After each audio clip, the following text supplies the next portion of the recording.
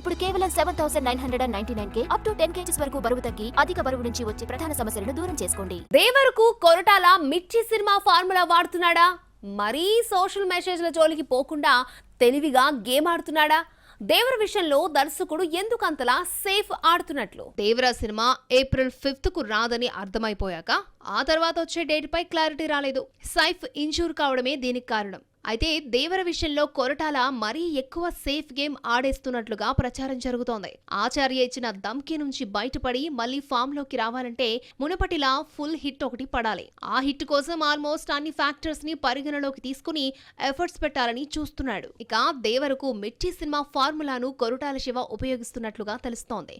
దేవరు కూడా తండ్రి కొడుకుల సెంటిమెంట్ నేపథ్యంలోనే చిత్రీకరిస్తున్నారట.